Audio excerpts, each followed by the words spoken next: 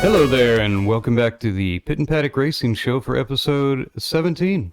IndyCar was still at Indianapolis for qualifying, the race that makes so much money you get an entire weekend to qualify.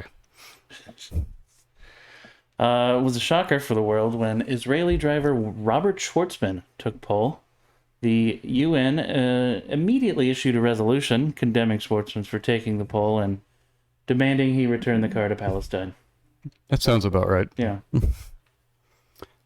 He's originally Russian, right? He had dual Russian-Israeli, so the UN will be silent if he crashes anyone. Yeah, he switched his country to Israel, so the FIA wouldn't kick him out of motorsports in Europe, I guess, after the war started. Oh, yeah, like they did with Mazepin. Mazepin, and did Kvyat get kicked out too? I don't remember. I think they just booted him to sports cars. Oh, he just got kicked out for not being a good driver. Yeah. So Schwartzman's the first rookie to qualify for pole since 1983. That's pretty impressive. That's a tough track for rookies. I was pretty surprised by that pole run. They said he's never raced on an oval. Not at all? Like he's practiced on an oval, but not actually done a full race. What a start. I'm worried he's going to bend it into turn one now after... Oh, he's good. Was it like 76 or something when some rookie was on front row with AJ Foyt and Mario Andretti and crashed all three of them out? Well, I love the AJ interview after that one. You won't have to worry about taking out all the Penske cars on the front row, I guess. Oh, nope, because before the Indy's Fast 12 even started, TeamCheater.com strikes again. Power and Newgarden both disqualified for illegal alterations to their car, and they will start last, 32 and 33. Oh, and they were each fined $100,000. What do they think this is, NASCAR? Just messing around with the car like that? Yeah, you don't get to cheat stuff like that. One of the big questions is, instead of just being pushed to the back of the grid, should they have been forced to go to last chance qualify day and redo it? I don't know. I do know when I saw a picture that the same mod was on the 2024 winning car in the Indy Museum. Someone took a picture of that, just like, that's interesting. Hey, they won the race with it last year. They weren't really clear on the rules. It seems like they just made up the rule to send them to the back because they probably should have been just starting 11th and 12th. But then they went like, oh, that was pretty bad. We're going to send them to the back. How bad is filing down the screw head on a rear attenuator? Like, is that really going to give you much of an aero advantage? Is it noticeable? I don't know. Probably not. Like, I'm not trying to advocate for TeamCheater.com, but then Indy says they don't like it, so they whip out the grinders and stuff like right on pit lane, and everyone, all the other teams are like, "What? You just went through tech. You can't just be grinding your car away." That's more of a penalty, I think, than just the issue with the filler there. I do want to give a shout out to the fan who made the Team Cheater shirt. That looks like Team Penske, but it says Team Cheater. And then he posed in front of the Team Penske garage.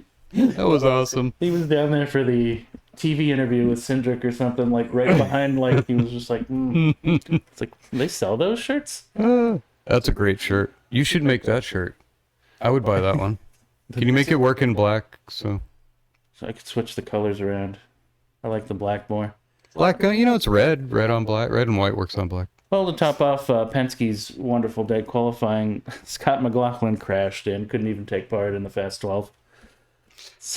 What's with all the crashes? Is it the extra 100 pounds? They're saying that with the aero screen is a lot of extra weight, and oh, that aero screen needs to go. I'd get rid of the hybrid first. I don't think they're going to get rid of the aero screen. I think they need it. Well, switch it out for something a little more like the thong on Formula One. Yeah, not quite the same, but do some engineering. Yeah. Wasn't it one of the F1 teams that designed the aero screen for them? I think so. They had, because F1 was looking at all sorts of things before they did the Halo. Yeah. Well, in qualifying highlights, Newgarden, after finding out that he was disqualified, decided to qualify on foot, went running around the They track. kept cutting out to him, and he's just jogging. I'm like, is he just going to do it on foot, I guess? They took his car away. Then he noticed they were talking about him, and he starts waving. He said he was running out his anger. That sounds about right. Maybe he should get a hold on his team there. Say, like, Yeah. hey, guys, why don't you just follow the rules, and we can all get along. Anger at getting caught, or anger at just team filing down a screwhead? Yes. Okay. Just put some tape over it. The legacy drivers have pretty much sucked this year. Graham Rahal and Marco Andretti. How does Rahal barely get in and his teammate Takuma's in the top 6? Weird. Same thing happened last year when he didn't qualify. Takuma's up in the top 12 and the other Rahal cars. I don't know what it could possibly be. I don't see Honda giving Takuma a much better engine than everyone else, do you? Did he get a special engine again like last year? Takuma, who works for Honda when he's, except for this race. But they can't help Graham out a little bit? No one's allowed to say it, I think, out loud, especially Rahal, because I'm sure they give him a good amount of money to run Takuma. I remember Rahal making a comment last year about Takuma having a really good engine just fresh out of the crate from Honda, so I don't know. He got one of those Penske special engines for his car? Yeah. Oh, not that good. Oh, no, not quite. I'm sure everybody's bringing out out of the crate engine for the 500 because that's the race you want to win. As far as qualifying goes, we're just not going to talk about Pablo. I'm tired of him doing well all the time. That's enough. At least he didn't get pole. No, after his Saturday, he was the top qualifier. I'm like, come on, man. Not this too. I was thinking, well, we're at ovals now. Pablo won't be winning everything. No, he's going to figure it out this year, isn't he? Yeah. I kind of hope that the announcers stop saying fast jacking and or fast jacking technique every 5 minutes. Like, can we? He's got a good fast jacking technique. Can we not? There's probably children watching. This is on cable television. Come on, guys. It's not ABC anymore. No, it's not on Peacock either, where you can say fast jacking, I guess. Although having Fox broadcast it, I feel like I'm watching a show about commercial products with some breaks for racing once in a while. Yeah, welcome to Fox again. It's still better than their NASCAR. So Fox's formula for being successful as a IndyCar broadcaster was not so much about better coverage, but just more commercials. Yeah, that's about right. Okay. And it's more accessible, I guess, if you don't have Peacock. Yeah.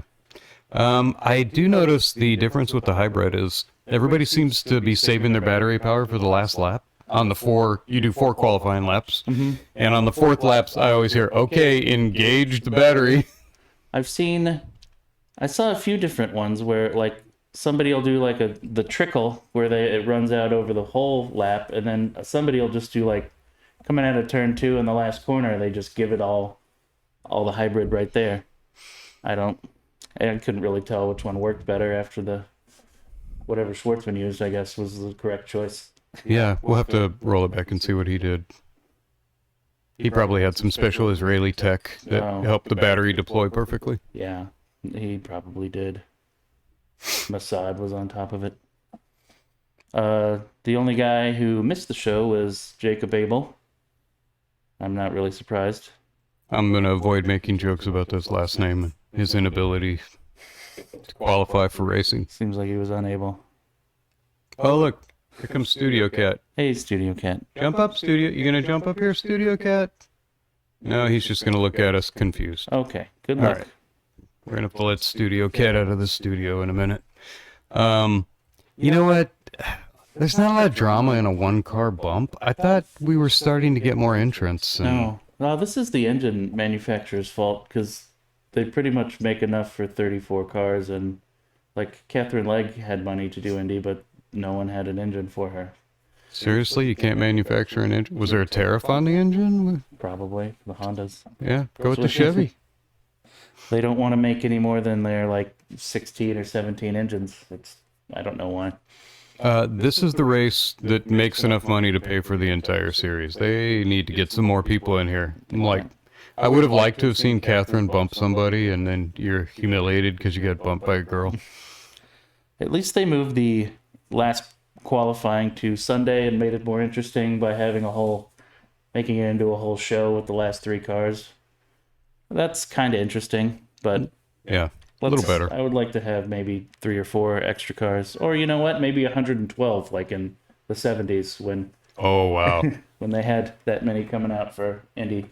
Yeah, when you didn't have to buy a spec car and buy a spec engine to race, you could just invent something and come try to win the million. Yeah, that must have been fun. A lot of crashes in practice. I think there were Herta's looked the worst, where he started to roll over. I can't believe he came back and qualified. I thought he was toast. Then he came back and qualified. The cat agrees. Larson crashed again. Who else? Scotty with that big crash. Yeah, that was a nasty looking one. Marcus Armstrong crashed on.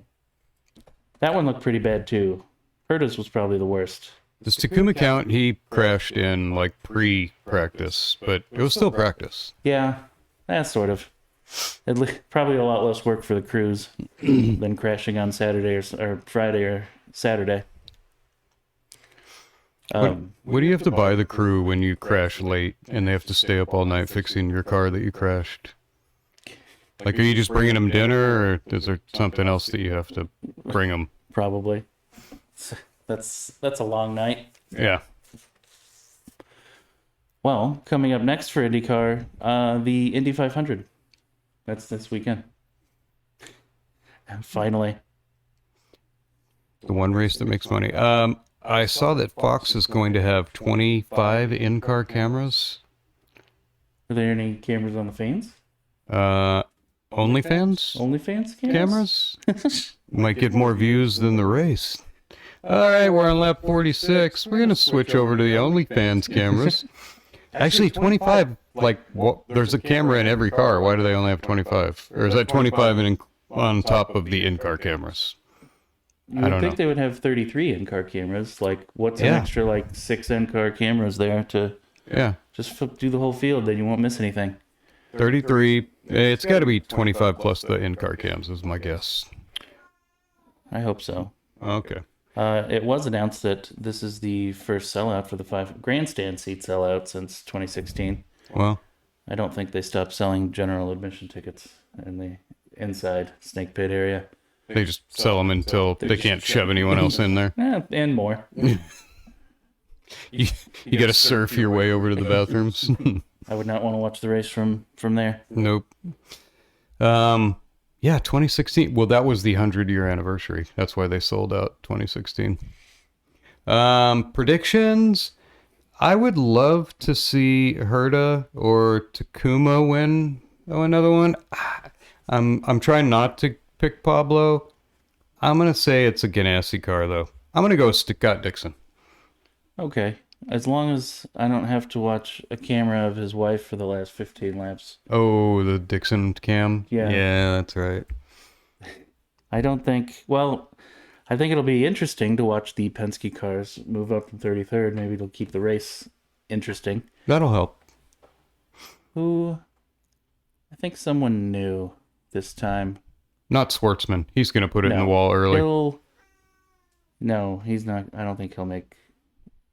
He's not going to make it to 500 miles. The guy who's never... I mean, it's one thing to do 4 fast laps all by yourself, but 500 miles with trapfic... That's going to be that's a tough first oval race to have. Yeah, I don't see him making it unless he just flies around on the bottom and hang out and hope somebody crashes at the end. It's not going to be an Andretti. They've just been garbage. It'll probably be a Dixon or the other guy. Final. Oh, wait. He who shall not be named? No, let's go with Pato. Let's give it to Pato. Oh, yeah, Pato O'Ward deserves a win. He's run second, and I don't want Palou to win. Baloo. All right. We will take a break and let the studio cat out. NASCAR was back in North Wilkesboro for the All-Star race because 36 points races isn't enough. We're going to add some exhibition races on top of them. Christopher Mell managed to bump past an especially whiny Baby Joey after a very helpful promoter's caution. So, Michael Waltrip. is it what was it that doomed Joey Baby from the lead? Was it picking two tires, or was it just that ill-timed caution? The tires is probably what did it. They thought it would work out. It didn't. If he would have gone in and got 4, but he wouldn't have been in the lead. He might have started a little bit back, but Yeah. he probably could have made it back up. I don't know. He wasn't happy about it. The race started off with Brad Keselowski and Christopher Bell after they both won their heat races on Friday. So the 23 car lineup was basically like sprint car racing. Yeah, they take whoever has won a race in the past 2 years is in, and then they take the 2 heat race winners from the previous, or the open winner, and then a fan vote winner. One fan vote winner. One fan vote winner, Noah Gragson. How did Bad Luck Bush get in? He won a race the year before. Did he? Oh, okay. And they might let in champions. I don't know. It used to be just winners, and they keep adding more and more. So eventually it's just going to be the entire field racing, sort of like they do with the Clash. There was supposed to be lots of unique paint schemes and stuff. I didn't see anything. That used to be like the All-Star race would come up, and everyone would have some sort of really cool, unique paint scheme, and now it just seems like a normal. I didn't see anything super exciting. Who had the all chrome car that one year? Was that Jimmy Johnson? Did Dale do one? I don't know. Yeah, that was pretty interesting. Chrome, neon, just cool things. That's when they started doing the special paint schemes, was for this race back in the 90s. Yeah. They need to bring that back. Boost up the viewership again.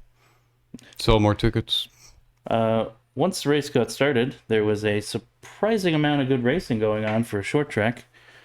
Brad and Joseph Logano battled for the lead until Suarez decided he had enough and drove straight into the wall, as one will.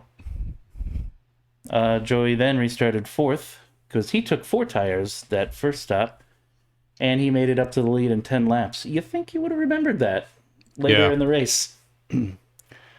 And just as Joey pulled out a 1-second lead, NASCAR threw a caution because it's the All-Star race and they don't even have to lie about having debris on the track. They just throw a caution because It's like, we we're can. going to have a caution here. We're going to have the I don't want Joey to win caution. It worked. Bell took the lead off the restart. That is when Cindric and Chastain crashed. And following that, Joey came out front.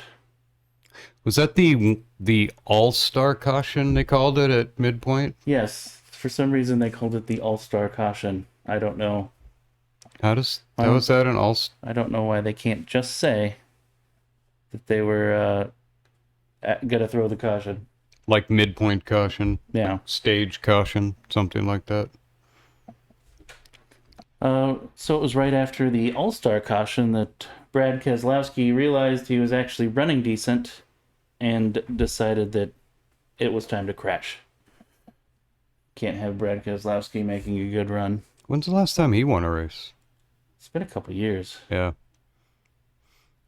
On lap 68, or 68 to go, I'm wondering, how did Larson get up to the front? Like, is he taking lessons from Scott Dixon? I'm just like, how did he get up there? And then, yeah, I saw he took 2 tires. 2 tires. It's not a super easy track to pass at. And he had to start last because he was too busy qualifying in IndyCar the day before. Well, it's NASCAR. That doesn't matter. That's true. You could start wherever and still win the race pretty easily. Lap 216, Fox decided to split screen a green flag race for 10 minutes so that we could all see Michael Waltrip on the flag stand dicking around, getting ready to throw the Logano's leading the race sucks. Let's have a caution. That was kind of a joke. Yeah. Following that excellent timed caution, that's a personal opinion, Christopher Bell nudged Joey aside after a 10-lap battle, and he held on to the win. Yeah, nobody seemed happier than Bell's wife She on the wife cam. would scream. Yeah, she's pretty happy about the million. I think she was counting. the thing she was going to buy here. Yeah. I need a bigger diamond. That's all there is to it. That's when Logano decided to whine about Christopher Bell's bump and the gimmicky promoter's caution. Well, That's on fair. the first one, it is NASCAR. Yeah. Can't whine about bumps. Then the second one, I don't know what to tell you. It is, but so are all the debris cautions that they make up in their heads. It Yeah. doesn't matter. Bell said after the race that he was kind of surprised by his reaction because he'd seen Logano do much worse, which is fair. Logano led so much, I was starting to call it the Lotta Logano 300, or however many miles it was. Kind of a switch around because usually Logano is nowhere to be found, and then like 10 laps to go, he's suddenly in the lead and wins the race. I guess he had one coming back to him. Yeah. It's kind of hard to complain about a bunch of gimmicks in an all-star race when NASCAR's entire playoff system and one race championship are a massive gimmick. Anyways, They are the gimmick series. They're not the, if you want, purist racing, you got to go to Formula One. Like, they don't throw yellow unless there's a corpse on the track. that's true. No, they've been a little more yellow. Yeah, and it's been Friendly. IndyCar that hasn't had any yellows this year. Now let's talk about the paint schemes for the NASCAR All-Star race. My favorite, well, I guess, was the Austin Dillon number 3, sort of a black and white shadow-looking American flag. I thought that was pretty cool looking. Overall, a little disappointed in the All-Star race paint schemes this year. Yeah, where was all the creativity and cool paint schemes and neon and all that stuff? Used to be so many interesting things. Yeah. I went with Blaney in the number 12 car because it kind of looked like a Wrangler throwback car. Yeah, that was pretty cool. Yeah, so I like that one. My least favorite paint scheme, I think, was the number 77 from Hocevar, sponsored by the WNBA All-Star Game. They have an All-Star game? Apparently they do, They're still in a WNBA? I guess. It's been saved. I can't remember a league being forced on everyone's throat as much as the WNBA has the last few years. It's marketing. Stop. I don't even watch the regular NBA now. I don't want to watch it. Leave me alone. I went with bad paint scheme Fincham. Is that how you say his name? Yeah. In the number 66 Aries car. It had that swirly camo like manufacturers do when they don't want anybody to take a picture of their new car that's not out yet. Nope. It just looked dumb. Nobody wants to take a picture of your car. Yeah. But that led me to the question, did Bush have an X-Men car? I kept seeing X on the hood driving around, and I thought, is that an X-Men car? I don't know. You can't really say X-Men. It's kind of sexist. You have to say, like, X-Force or something Oh. now. Is that true? Oh. How about, can you say, like, X, they, them? Is that acceptable? Yeah, I guess. No, we got rid of that in the last 2 years. Oh, we're not doing they, them anymore? No, we're done with the ridiculousness. Well, you certainly can't do X, hey, he, him, right? No, Okay. that's not allowed. What I want to know is, what was the secret message on the back of Chastain's number 1 car? Was there a secret message? Yeah, and I just got a glance at it when he was, I don't know, being pulled off the wall or something, and I don't know what it said. But there was a message there on the back, and I have to find a picture of it. Oh, I guess we do. Something from Busch Light, I guess. Yeah, I'm sure it was marketing. It would be funnier if, like, some guy just randomly threw a sticker up there with a secret message on the back of his car. That'd be better.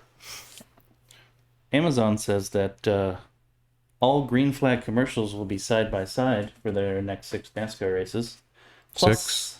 Are they doing they're doing the Coke they got Coke 600? all the way to 6 races. Huh. Amazon Prime. And they will also be bringing 70 plus cameras to the track. I'm not sure if that includes in-car and everything else either. But, Yeah, because that's what, 34 cameras right off the bat? yeah. Plus, who knows? Hope they have that cool IndyCar drone camera. I kind of like that one.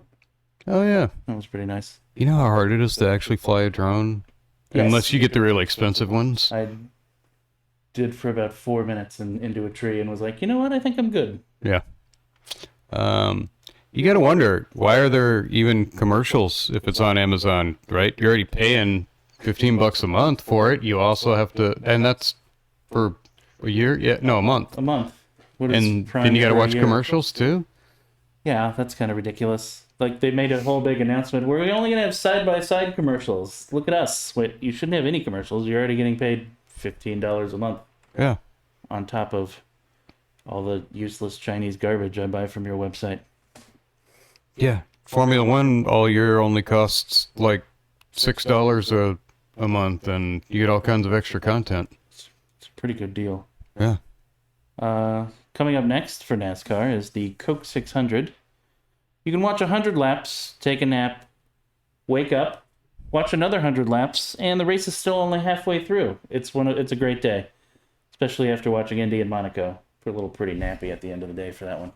Somebody asked me if it was sponsored by the Koch brothers, and I said it's not that kind of Coke. Like, oh, it's sponsored by MS-13? Not that kind of Coke either. The Venezuelan games? Yeah. No, not that one. No. It's actually Coca-Cola, which people still drink Coca-Cola, don't they? Not that much. I guess but they do. It tastes like sugar and it hurts my teeth. Yeah, it's hard to drink soda anymore. It just, when you don't drink it for a while, it tastes weird. But that's why they branched out into all those other Oh, now it's the energy drinks and teas water, and tea, other yeah. things that they fill with sugar. Yeah. Yeah, they all have sugar, don't they? Yeah, I'm sure their water is just 90% sugar. Formula One returned to Europe for the Rip Van Winkle Grand Prix at the worst track in the series. Fortunately, the safety car intervened to keep us all from falling asleep in that race. Yeah, I like the setting, and not so much the track. It's pretty in, is that Imola? Looks very Italian. Oh, wait, no, Imola's the big track. No, that Monza's the big one. Monza, okay. And Imola is the track they were at, the one that's really close to Ferrari factory. Yeah. But it's old and small, and it doesn't race very good. No. Is that where Ayrton Senna was killed? I thought he was in Brazil. Or South America somewhere. I don't know. Oops, I should probably know that. Well, it was an all-Max race after he shocked Piastri and jumped right into the lead in turn one. Pretty much never looked back from there. Lando Norris managed to overcome Lando Norris and fight back the second with Piastri in third. And I don't want to hear any more about how great Max is. Yeah, it was I mean, he got in first, but the track's hard to pass on, and the way the cars are now, it seems like nobody passes the leader anymore. Clean air is king. Pretty much turn one is when you can pass the leader or not, and then you're there for the race. Yeah. Unless, someone's a multitude faster and just gets into first on the pits, and then they can get by him, but... Tire advantage, something, otherwise you're not passing the leader. Let me back up to qualifying a little bit, because being in Italy in front of the Ferrari crowd, Ferrari figured out a new way to fail. This time in front of all their fans. The Tifosi. Not the Testarossa. I said the Testarossa once, and apparently they're not the Testarossa, they're the Tifosi. Anyway, yeah, Ferrari got knocked out in Q2. It made the entire crowd look like an Italian funeral after that. You know what the difference is between an Italian funeral and an Italian wedding? No? One drunk. Yeah.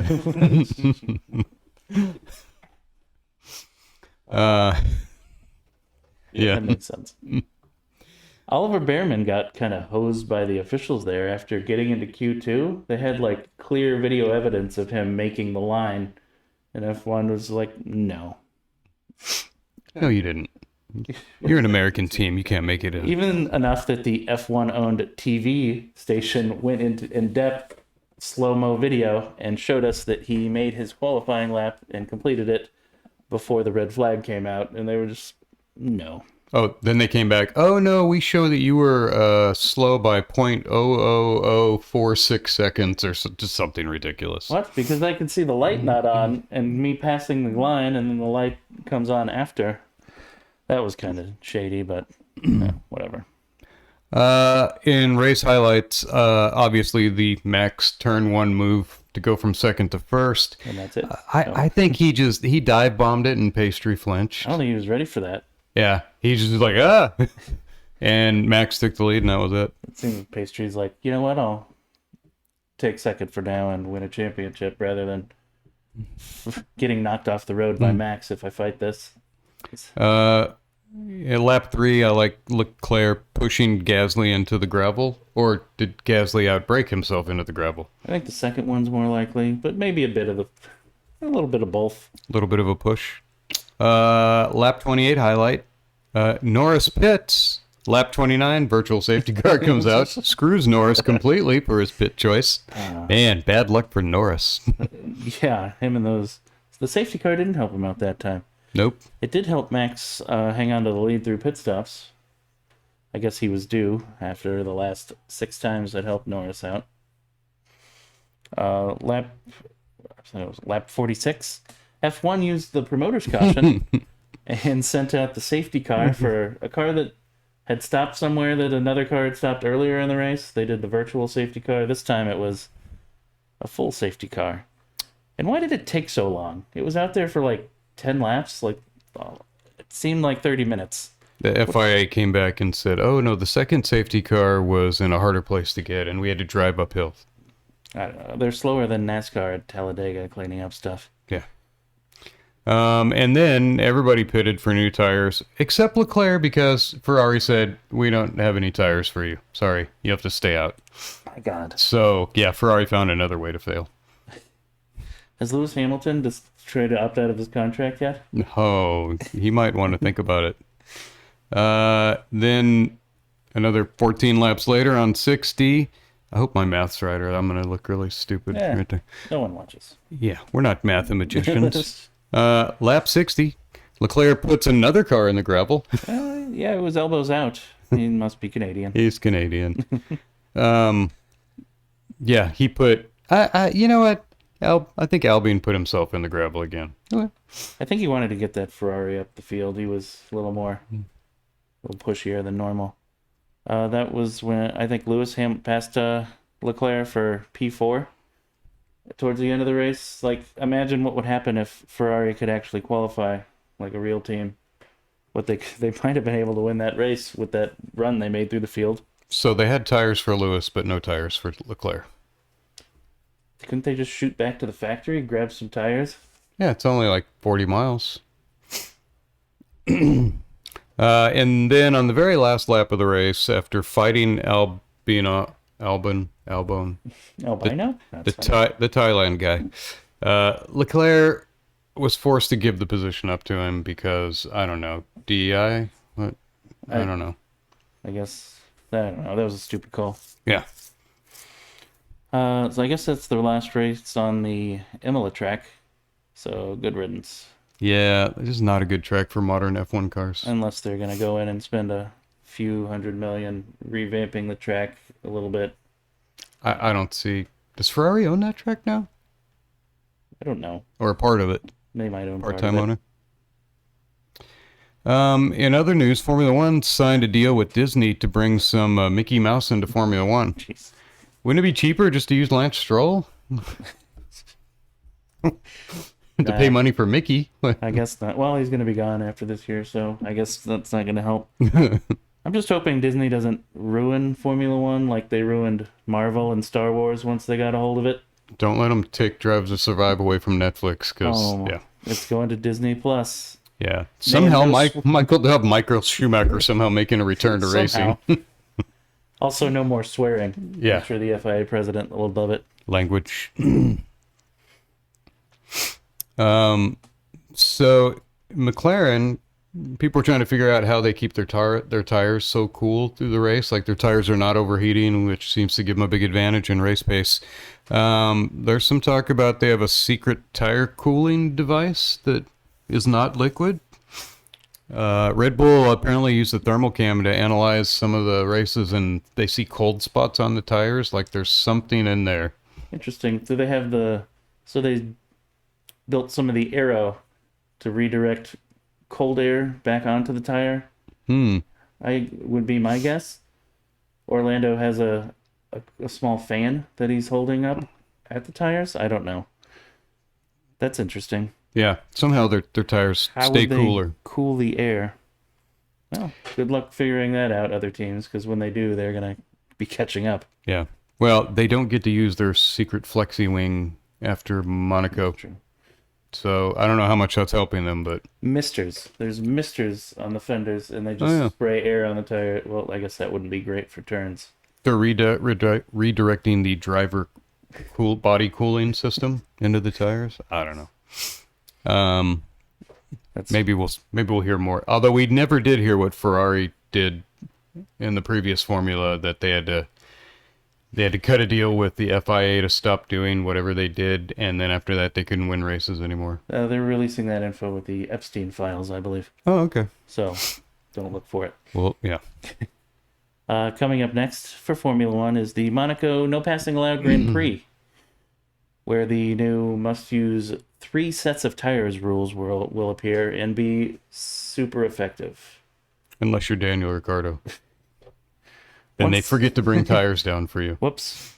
One set should be snow-studded tires, just to mix it up a little bit. Oh yeah, I would pay money for that. I would pay extra. Of course, Saturday is the best day to watch. That's the actual race.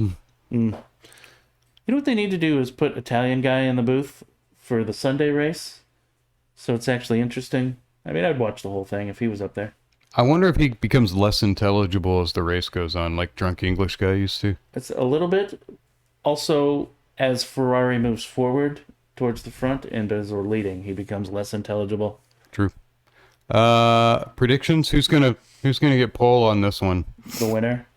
Yeah. It's not who's gonna win the race. It's who's gonna get pole in the race, because unless it's Ferrari and they figure out how to screw it up again. Oh, they could do that. Yeah. If Ferrari's on pole, I'm not counting on them winning, because last time Leclerc had a chance and he listened to his team when it was raining, and they lost the lead for him, and Sainz said, "No, I'm not doing what you tell me," and then he ended up second. Sainz was a lot smarter. I'm gonna say it's Lando. I think he's gonna finally not screw up qualifying, and then he'll win. Ferrari's going to screw something up. I think Max is going to end up winning. Max. Yeah, probably again. Who's better on the low speed turns? It used to be Ferrari hands down, and somehow they lost that in one season. I think the McLaren's a little better, but I think Max will probably just get the pole. So tire cooling's not going to be as important in this race. No. I mean, Leclerc's tires were shot and he hung on in the front. Yeah, you could be driving an old flat tire and probably hang on to the lead in front. That's how difficult it is to pass. Lewis one year had completely worn out tires and he still couldn't give up the lead. Some guy won it on rims once. It was amazing. Yeah. Just because the cars are freaking 20 feet wide and the track's 22 feet wide, so you could pretty much... Yeah, it's a single file parade for the most part. But qualifying's always interesting. It is a tough track to get around quickly. Yeah, unless you can turn damage off and then just bump people out of your way. That would work. I always turn damage off on this track because I could not make it more than like 6 laps without destroying my car. Yeah. Maybe we'll get somebody that does a Mags move like last year and take out 3 cars on the first lap.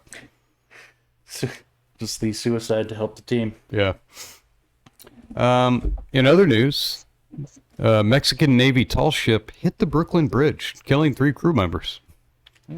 When interviewed, the ship's captain said he was told that there would be a border agent there to lift the bridge and let them in. So, oops. Imagine the money we could have saved in fence and wall money if we just would have built a slightly lower bridge. Instead of build that wall? Yeah, just a bridge, and then that would have held everybody off. Yeah. Apparently, you can fit a tall ship under a certain part of the bridge, but they didn't go through that part.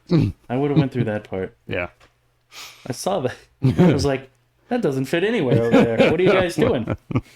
What are you thinking? Why are you trying to go under there? Oh, too many jokes about the Mexican Navy. Yeah. That's it. Next weekend, we have a three-peat. Or trifecta. It's the big weekend.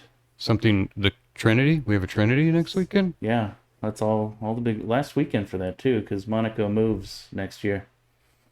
Does it move to another race series? Because that would probably be best.